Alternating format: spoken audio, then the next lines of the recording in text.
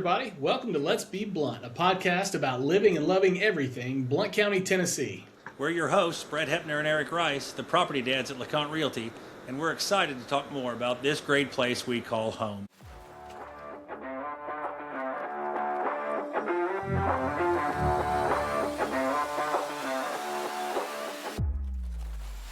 All right. We are here once again on the Let's Be Blunt podcast, and this week is a snowy, blustery, icy week here in East Tennessee, but it's warm inside, and we've got a warm guest and a warm body who's decided to join us, and that's Roy Milner. And Roy, I was going to give your title, but looking through all of the things that you're doing on LinkedIn and other things, I don't know what your like. You've got so many titles. You wear so many hats. I don't know what it is either. The big secret is I just keep making them up as I go. That's good with us. We are now podcasters. So what is your current title that you would call yourself? Well, the most playful one is Chief Fermentation Officer. I realized as we were starting Blackberry Farm Brewery in 2010, 2012, like partner sounded too serious for craft beer. General manager sounded too boring. And I was like, you know what? I kind of deal with everything that happens in our business. So I just called myself the CFO, which upset some people at BlackBerry that were real CFOs. They're like, you can't be the CFO. I'm like, I've already done it. I've already made business cards. So I think Chief Fermentation Officer is a nice, playful way to sum it all up. I do a lot of things in consulting, and that always makes people smile. So it's a easy place to start. Well, that's perfect. Well, I hope we get into several of the things that you've got going, because there's some really interesting stuff. But we'd kind of like to start with you and your background and how we got here. So if you don't mind, just give us a little, for those of our listeners who don't know you well, a little background on you and kind of how you got to Blount County. Yeah, so I absolutely adore Blount County. I had a brush with it in college. I went to school in Knoxville in the early 90s, and I was an avid hiker. So I spent a lot of time going through Blount County, getting to the park on the Cades Cove side. That was my favorite way to ingress at the park. And I just spent a lot of time in Blount County in the early 90s, mid 90s. I lived in Knoxville from 90 to 2000. And I'll try to weave this together. The way I found beverage was I started throwing parties and home brewing in college. So as a sophomore at UT, I fell in love with home brewing. I had a mentor that was running the homebrew shop who we're dear friends. I just celebrated his 83rd birthday with him at the tap room. But oh, wow. I just discovered that I had a love for brewing. I was interested in business. It was a fun way for me to start getting interested in history and studying the old world cultures. And I went from a college student with a marketing degree to opening a brewery with a friend in 1996 called Eastern Rivers Brewing Company. That was in Knoxville. I was the head brewer at the mill. If you remember the mill that was in Sequoia Hills, and I forget the name at Western Plaza. I forget the name of the where Fresh Market is now. Yeah. But I ran that brewery for a couple of years, and that ended up morphing into a job with Boston Beer Company. It was the springboard for me to do a lot of things in beverage. But the way I ended up in Blount County, I was facing an impending move to Los Angeles with Red Bull. I had two very young daughters, was traveling way too much in hindsight. And I just decided, I grew up in Chattanooga. My wife is from Chattanooga. And I was like, I'm just not going to raise my kids in LA. I spent a lot of time in LA. It was fine for work purposes, and I knew about BlackBerry. When I was at Sam Adams Boston Beer, our founder, Jim Cook, was invited to speak at BlackBerry a couple of times. And I ended up being the person that took him out there. So I knew about the farm. I had a mutual friend that was booking a lot of the music at the farm. And I ended up getting a meeting with Sam Bell in 2010. And it was a 1-hour meeting that turned into an entire day.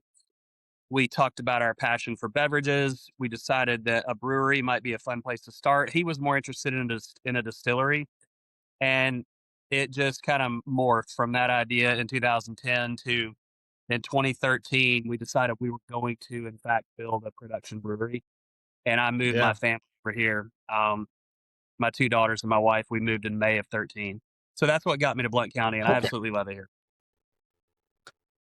So you met Sam, but you still did you still work for I guess Red Bull at the time, or what? So you just Yeah, transitioned at some point during that time. it was a very interesting part of my life because I was traveling to Europe a lot. I really Yeah. missed craft beer, but I had made it through 3 CEOs at Red Bull. I'd survived, which, if you know anything about that company, it's kind of the Nike, Google. I mean, it was Right. just so fast paced, so cutting edge, and I was doing well in my career, but I really wanted to be off the road. I wanted to be in Tennessee. I wanted to do something in beer again, and it just kept morphing into this idea of what if Blackberry Farm was interested in a brewery that spoke more to agriculture, spoke more to culinary, more about purpose and intention and slowing down, being at the table, and lo and behold, Sam had been thinking something similar, and it was Hmm. just perfect timing. I mean, I wouldn't trade my time at Red Bull for anything. I was there for 11 years. So if you think back to who knew what an energy drink was in 2001, 2002, Mhm. like it Yeah. was so new to the United States. And I got to see this. I always think about it this way. I've really worked for 3 companies in earnest before I went off on my own to be the person that I am today, more entrepreneurial. And all 3 of those companies started off as underdogs. So Boston Beer Company was this fledgling craft brewery fighting against Anheuser-Busch, Miller Brewing Company, Coors Brewing Company. Then Red Bull was this nascent, tiny company from Austria that was competing with Coca-Cola, Pepsi, the huge cut Schweppes, the biggest companies in the world. And then Blackberry Farm was this small, independently owned destination resort competing with Paris and New York and the Ritz-Carlton and Four Seasons. And I think learning how to compete and how to differentiate was a huge life lesson for me. And like I wouldn't trade where I live now for anything.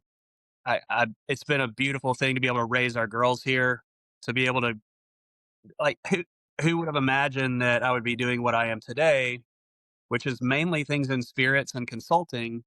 When it started off with a move for the brewery. Yeah. So, well, you said you went to school in Knoxville. Did you go to UT? I did. I was at UT from What was 90 to your 94. What was your major? I had a business administration degree with a concentration in marketing and a minor in psychology. I had some amazing professors there, and I was very interested in craft beer. So I, my dad was very upset with me when I graduated because I had some job offers. I liked school. I did well in school. I had job offers from Procter and Gamble and Nabisco and like some big companies. And I said no to all of that to pursue craft Hmm. beer, which again wasn't even a real industry at that point in time. But I had Right. some professors in my business program that were well traveled, understood that craft beer might be a big opportunity, and kind of pushed me to pursue that. So I'm very grateful that I had those influences at that point in my life because all the tea leaves said, no, go get a job, go work for a big company and learn on the job. So, I just have to throw this in. Do you know Dr. Nathan Duncan at Maryville College? Absolutely. I saw him last weekend at the chili cook-off. Because he's Oh, getting yeah. paid to do your dream of like make beer for a living. Yes. I keep threatening to try to teach a class over there. We'll see if that comes to fruition. Oh, I'm sure they would love that. And, and you, Well, like many others, go ahead. well, I love what they did with the downtown center. It's just such a high Yeah. energy, all the evening classes and seeing the brewery in there. And I've been to some cooking workshops there, and I've given a couple of talks there. And to have it be a hub of activity when there's activities downtown for the college, I just think it's really cool what they're doing. Was talking to another friend that's helping with their hospitality program, and to capture what's happening right now in our community with agriculture, hospitality, and beverage is just a it's a really neat thing. I'm excited about what the college is doing. Yeah, they're doing some amazing stuff, and I know BlackBerry is involved in that. I know different um, hospitality companies in the area are involved in that. What involvement do you still have maybe in BlackBerry, and I think maybe with the Oldhams and some of the different hospitality companies here in Blount County? Yeah, I'm a chameleon of sorts, not on purpose. It just sort of happened.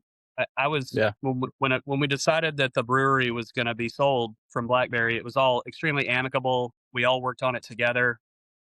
I, we had some companies that were interested that were not from this area, but I had known Mark and Sharon for a long time. I'd started having beers and lunch with Houston when he came here straight from college from University of Richmond. So I knew a lot about what they were doing, and they had an interest in a brewery at what's now Peaceful Side Social.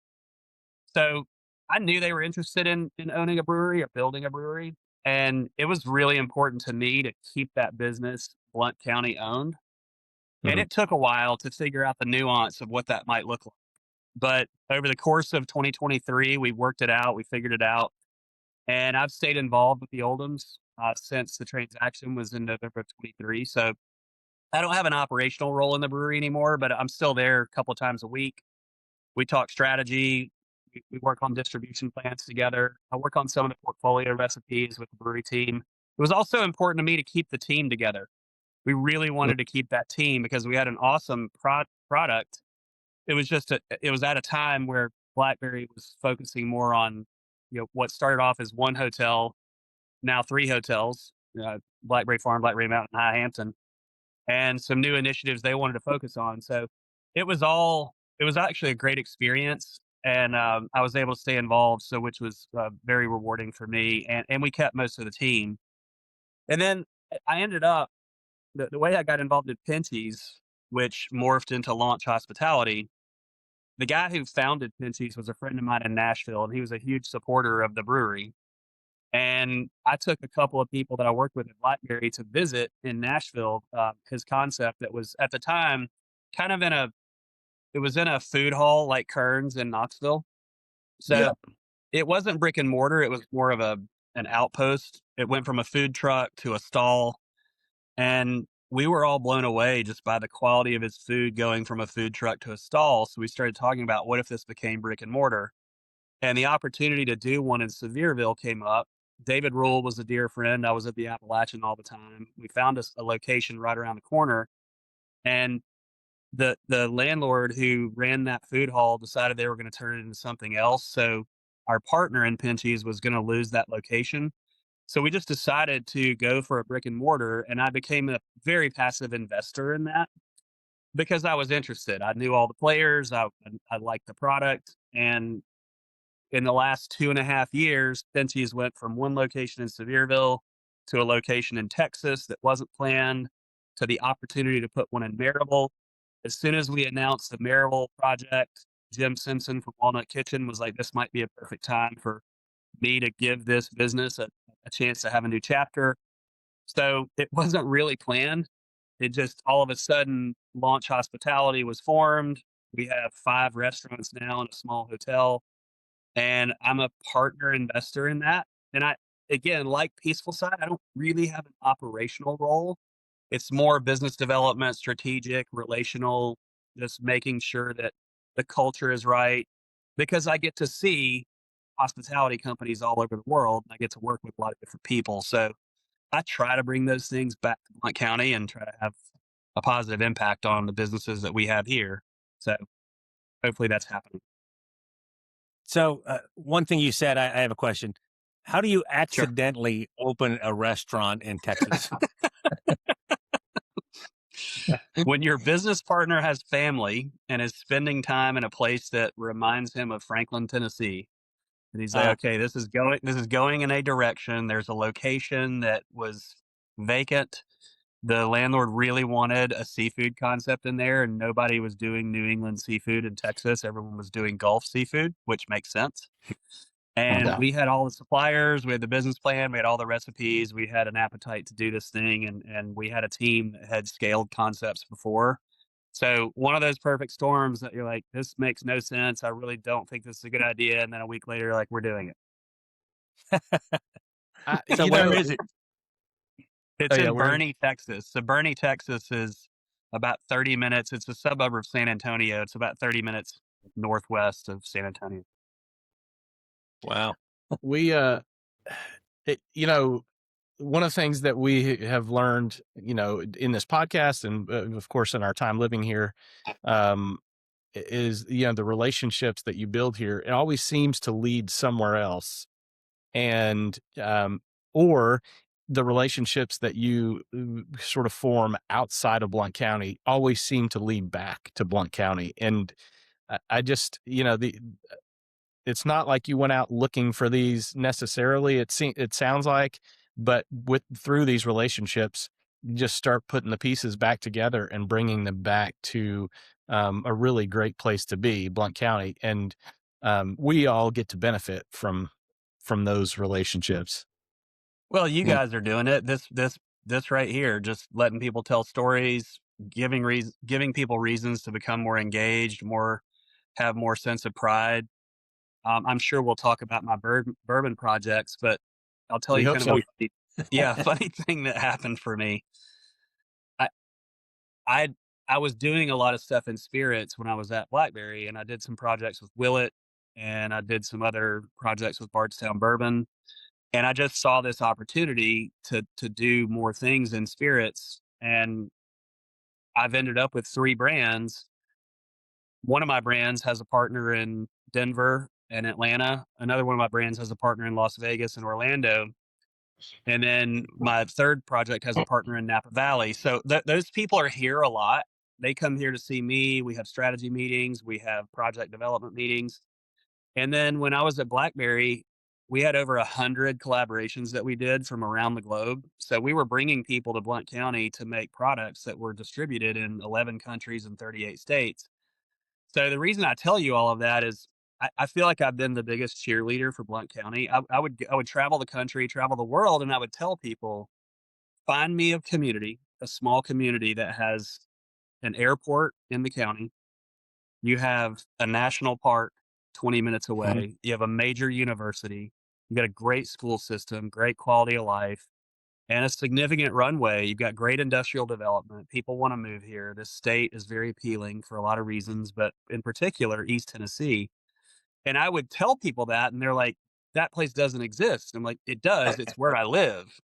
And they're like, well, I have to come visit. And so, like, everybody wants to visit me here. Like, they want to leave all these fantastic places that I enjoy traveling, but I tell my kids there's nothing better than going out on an adventure and having an open mind and curiosity, and there's equally nothing better than coming back to some place you love.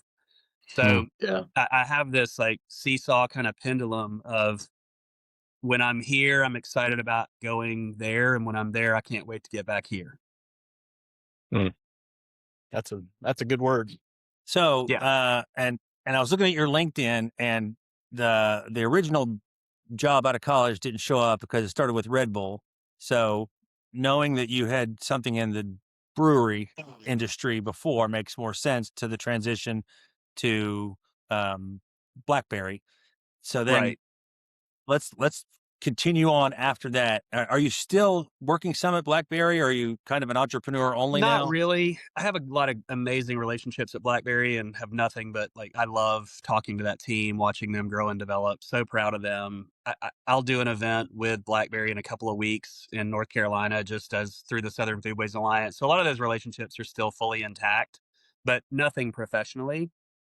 Um, what I do mostly now, coming out of the pandemic, my two partners in Art of Alchemy, which was the first spirits brand that I started in 2021. We saw a need for all these companies that had to reconfigure their game plan. So we're talking startups, usually from maybe pre-seed fundraising to been in business a couple of years, founder run, maybe a couple of employees. They need to rethink the strategy of their portfolio, their distribution footprint, their fundraising plan, their exit plan. Like what are they going to do? And coming out of the pandemic, nobody really had a lot of answers. So we formed a small investment fund and we made 8 investments in different beverage brands and we took seats on their board. We became operators. And that just threw me into the briar patch of seeing hundreds of pitch decks, hundreds of like business plans. And after doing that for a year and a half, we all started getting this itch to like start our own thing. We're like, okay, we're advising so many people, we're doing so much research and due diligence in this space, and we felt like blended spirits was the most fun place for us to start. We didn't want to open a distillery; the overhead's just exorbitant. We didn't want to go raise $20 million and have a dynamic board. We just said, let's self fund this thing and let's start our own brand. Let's be very patient. So we started Art of Alchemy, and that we've done 5 blends as Art of Alchemy, and they're very small distribution footprint. We're in like 11 states, but some states may only get 20 cases. So like that's something that never really made it to Blount County much, but it's coming back because my partners and I have just worked out a new arrangement where I'm going to take over the brand completely, and it will be sort of based here in Blount County. So you're going to see more activity out of that brand. Um, and then that dovetailed into me getting a phone call from, do you know who Chris Voss is? Chris Voss, if you don't know about him, he's an FBI hostage negotiator. Chris had a 27-year career with the FBI, and he now has a consulting company called the Black Swan Group. And I met Chris through a mutual friend, and Chris had this interesting idea. He was like, why has no one ever started a private bourbon club that is exclusively for invite only members, typically business founders, CEOs, high level C suite, people who are doing major deals? And he said, let's not sell it publicly. Let's put together unique bourbon blends. Let's only speak to this audience who really wants to like work together, network, build companies together, and celebrate wins. So we met in Kentucky. This was summer of 24. And within 3 days, I just felt like it was going to be a really fun thing. I said, "You're the face of the brand. You'll go do most of the networking and most of the client sourcing, and I'll work on the liquid behind the scenes. I'll put together all these blends." So we decided we were going to do quarterly releases, and that's been so much fun. I can't even tell you. Like we had our first official release last spring. So we had a full cycle last year of 4 releases and then 7 kind of one-off single barrel projects. And we need to get together and drink all those. I would like for you to try them. But so like that was another project that wasn't really based in Blount County, but a lot of people were coming through here because they would stay here or come see me, or we would work on blends, or I would do private barrel picks and things like that. And then that just led into me starting this third brand. I'd never had a brand that was really built for speed, is the way I say it. Like that $39.99 brand that can like scale. I never had anything that could really scale. And one of my best friends is an apple winemaker. He's from Charleston. He hosts pig roasts all the time at his winery, and he's always got bourbon. So people kept telling him, you should have your own bourbon. You live in Napa County. You're from the South. You cook fried chicken. Why don't you have your own bourbon? And we just decided what a fun way for us to build this brand that's like a little more affordable, more gettable. And we launched that last November here in Blount County. So this is the epicenter of that brand. So it's just going to splinter off from here in Napa. There's 2 places where it's going to be really like heavily concentrated, and we'll see what happens from there. That's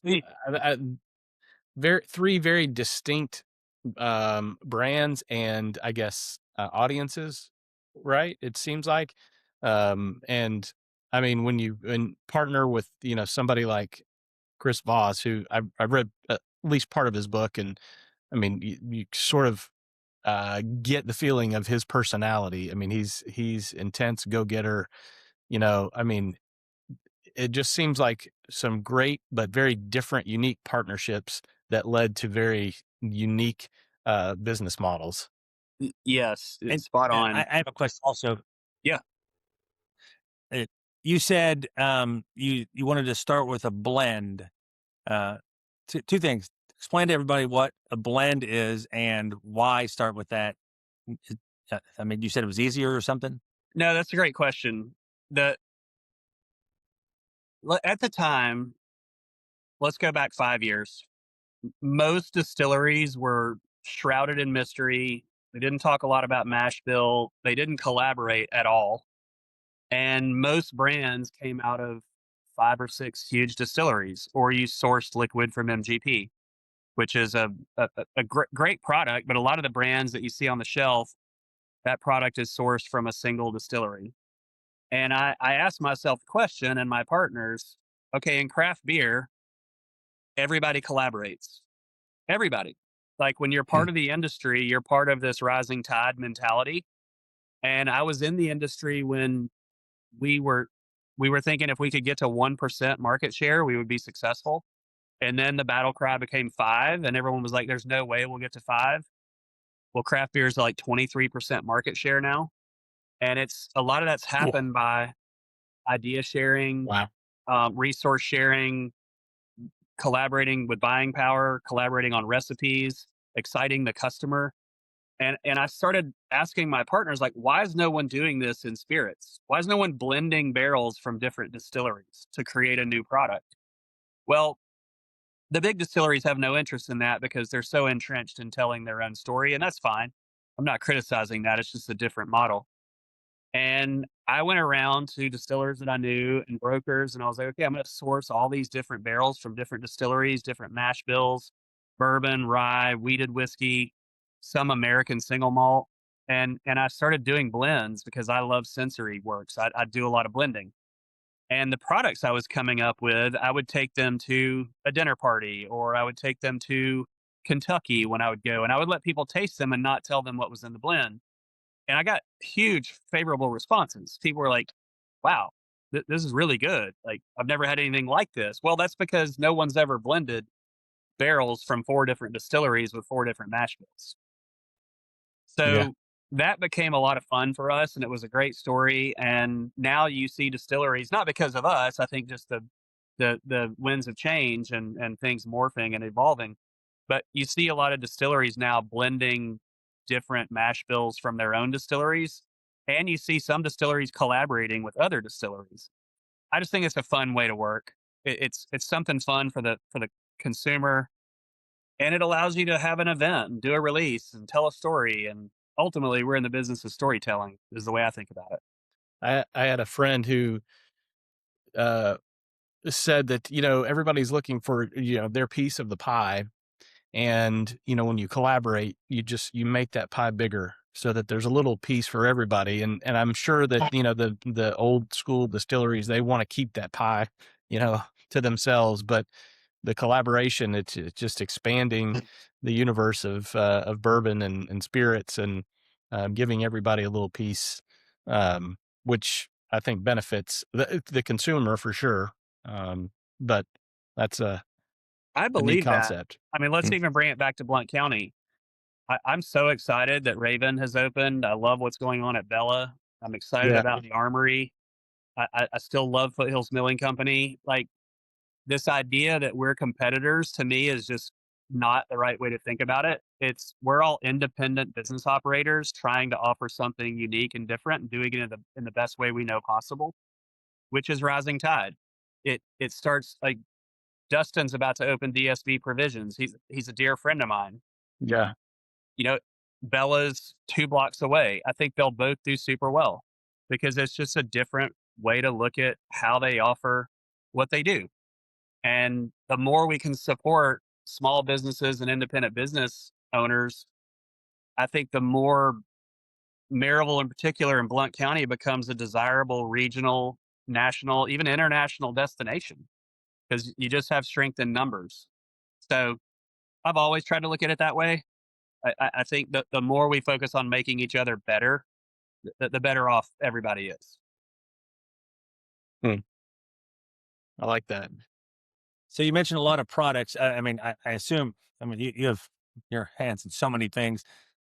You have products to sell too. I mean, is there stuff that you have your hand in that is in Blount County that people can find, and where can they find it? Yeah, so both Art of Alchemy and Nighthawks are here at most liquor stores wherever you shop. I know City Farms and Foothills were both like huge supporters of both of our brands over the holidays. I think they all still have product. the Reserve, Browns Creek, Green Meadow, that they all have our products.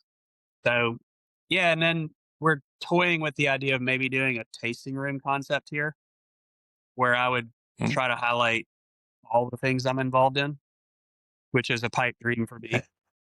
Like just a fun way to That's how bring it people starts, into the though, fold. man. Well, and look at like Greenway Village. I've been involved in that project Yeah. from the beginning, and we're gonna have a small wine concept there. I won't be running it, but I was actively involved in recruiting the uh, the people who will be running it, and it's gonna be an all day cafe with very concentrated coffee and like sandwich offering during the day, and then wine bar, limited cocktail menu at night. Like just mining out those opportunities for how do we keep adding things to Blount County that add value, add to the experience. And you used to be able to maybe go out 1 or 2 nights a week. Now I like the idea that people can go out 3 or 4 nights a week and have a different experience. You Yeah. can have an early night, a later evening. You can have a really fancy meal. You can have a small snack, and I think that starts to bring the whole community to life. And it's so I don't know, the quality, it just across the board seems like it just keeps elevating, I guess, here in Blount County, and you're a part of that. And I mean, if listeners have not, or watchers now, oh my gosh, now they can see us. But if they if they haven't been to Pinchies over in Sevierville, do yourself a favor and get over there and but that's coming back to Blount County. So tell us a little bit about that concept, because that's really going to be exciting downtown. And then also, I think you're working on something in Townsend um, coming up soon that people would be interested in. Yeah, so I haven't talked much about Walnut Kitchen. We didn't really touch that business for the first 4 or 5 months. We just kind of like learned what it was maybe asking for, and we were trying to get Pinchies ready for last football season, and it just wasn't going to happen. So we turned our sights on. If you haven't been to Walnut Kitchen in a while, like we just changed almost everything. Interiors that we Mm. Okay. remodeled the kitchen, we did new artwork, we worked with the team on advancing the menu. We added lunch, we added brunch. So we just dug in on that, and we're super happy with where things are there. Pinchies is going to be this fun raw bar sushi. You can eat the most exotic lobster dishes you've ever had: lobster ramen, lobster mac and cheese, lobster ravioli, or you can get a smash burger. So, and then there's going to be a slice shop on the back of that, because we realized that once that outdoor dining area is open and we're showing a football game on the weekends, a lot of kids probably don't want Walnut Kitchen and Pinchies food. So there'll be a slice shop on the back where you grab a wheel, come sit down, or grab a slice of pizza and do it your way. So that's going to be a lot of fun. And then, yeah, I'm glad you mentioned that. I've been quietly working on a music festival in Townsend for the last year. If I wasn't in beverage, I would be in music. Living in Nashville for 11 years, which we didn't talk much about, but most of my friends are in the music business. I grew up, I had a father that was really into vinyl. There was always music playing in my house, and a variety of music: jazz, country, rock. And I worked in a record store in Knoxville, and I've been to hundreds of festivals, and I've always felt like something should be happening in Townsend that was a little bit more like what I'm Mm. seeing in Telluride, Newport Folk, Ohana, Portland, Oregon. So we're on the cusp of being able to announce that. We're not quite ready yet, but it's going to be a 2027 offering, and we're almost there. And I'm super excited about that. I've got a team that is part of the vision team that we're involved in Railbird, Moon River, and the early days of Bonnaroo. So it's going to be a really professional offering, but something that shines a light on this territory and this region. What I didn't want was to have some national conglomerate come in here and do something and kind of strip mine the resources and leave town, and we're all kind of like, what was that? I wanted it to be Yeah. started locally, run by locals, for locals, and if you want to come be a part of it, great, you're welcome. But this is something that really highlights our region, our national park, all the beautiful recreational opportunities we have, all the hospitality things we've been talking about. I just think it's the other side of the park is great, but they don't need any help attracting more entertainment. I feel like this side of the park could use an upscale fun. There's already a lot of great things happening, don't get me wrong, but a Yeah. proper regional national festival, I think I'm excited about it. We've gotten a great response so far from the people we've talked to. That's really So, exciting. hearing all this, like, here's a question that comes to mind for me. What do you do in your free time? It's a very fair question. So I'll tell you two things. My my wife is like, I can't tell when you're working and when you're playing. She's like, when you go out of town, I don't think you're actually working. And I'm like, listen, that was not an accident. Like, I do believe in That's work good. hard, play hard. And I also, the second thing I'll tell you is I've never thought one day about retiring. Like, I'm doing exactly what I think I was put on this earth to do. I love people. I love events. I love hospitality. I love travel. I love building brands. And everything I'm doing right now gives me the opportunity to do that with people I respect and admire and like. So, like, why would you stop doing that? To do what? Like, Mm. I think I'll just do this until I fall over. And I hope that those people around me are like, he was having a great time. Like, he was happy, and I like being challenged. I'm infinitely curious. So, there's a lot to see in this world, and there's a lot of things I want to bring back here. So yeah, I don't think about retirement, and I burn it hot. I tell my children Mm. I have a high motor. I wake up inspired and I go to bed exhausted. And if I can do that every day, that's probably a good day. Wow, Yeah. that is probably a great place to end this podcast. I do want to ask, because we always ask, folks as we exit. Is there anything we haven't talked about? I mean, we've covered a lot of ground, and there's probably a lot more to cover. But that you want to mention to the listeners out there?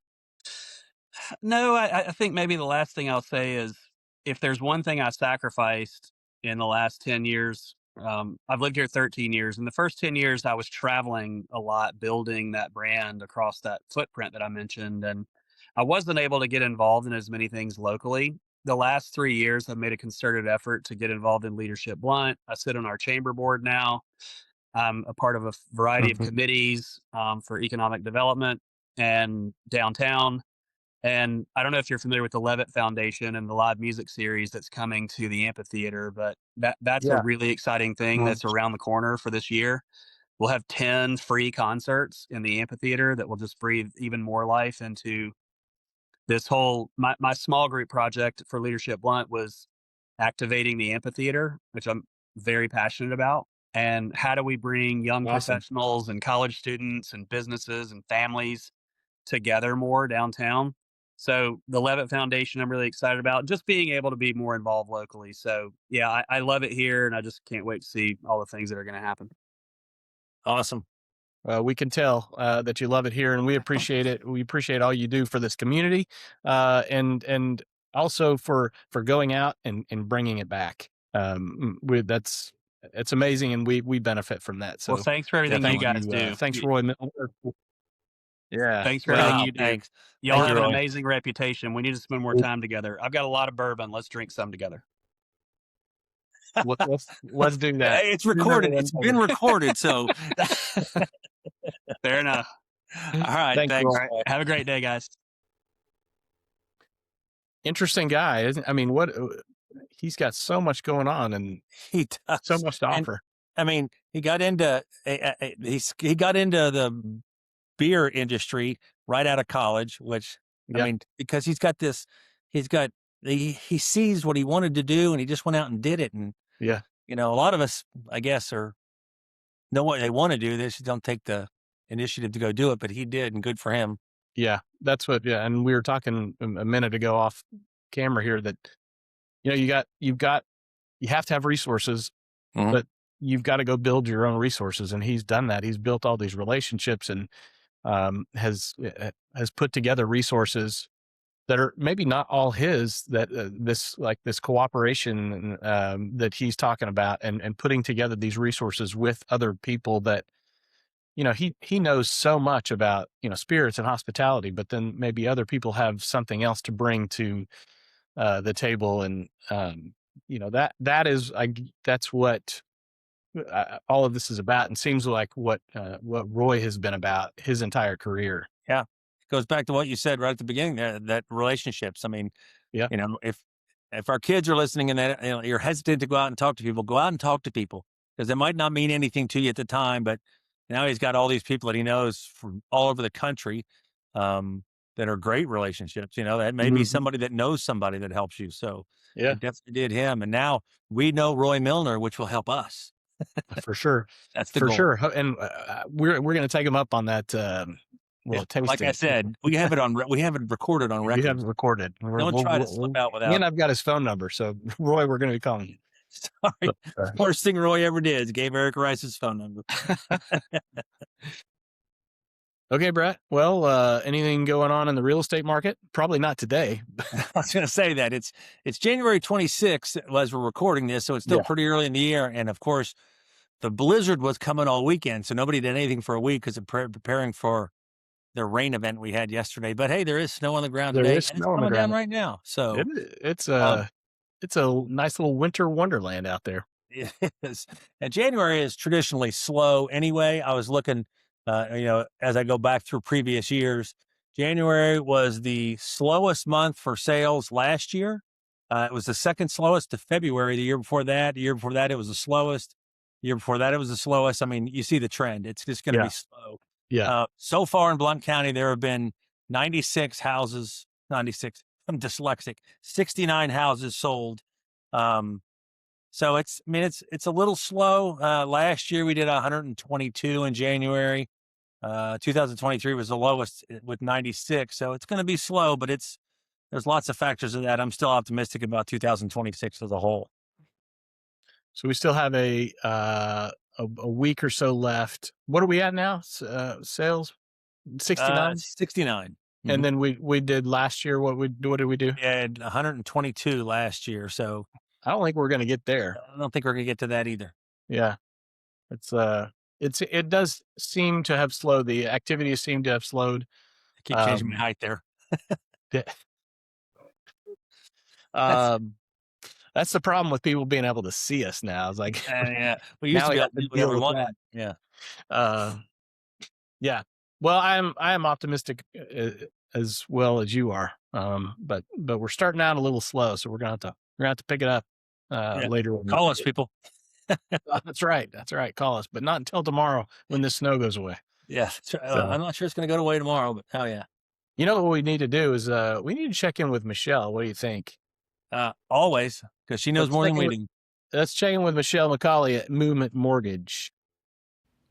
Hello, I hope everyone is thawing out from the winter storm. My name is Michelle McCauley and I'm with Movement Mortgage. Let's jump right into the mortgage market update. As of January 27th, mortgage interest rates remain elevated but relatively stable, with the average 30-year fixed rate sitting around 6%, and also the VA and FHA is around 5.75%. That's still near the lowest levels we've seen in over 3 years. Even though rates have ticked a bit higher recently after a brief dip, investors are still closely watching the Federal Reserve this week, as most expect the Fed to hold its key interest rate steady, which could keep mortgage rates within a tight range for now. For homebuyers and refinancers, mortgage costs are lower than a year ago, but affordability remains a challenge. So whether you're buying or refinancing, give me a call at 865-806-6113. All right. Thank you, Michelle. Good stuff as always. Nice work. Well, that's a wrap on another episode. That's right. I beat you to it. You did beat me to it. So join us in 2 weeks for our next one. Yep. Who will our next guest be? What topics will we cover? And what's changed in the real estate market? Well, let's find out.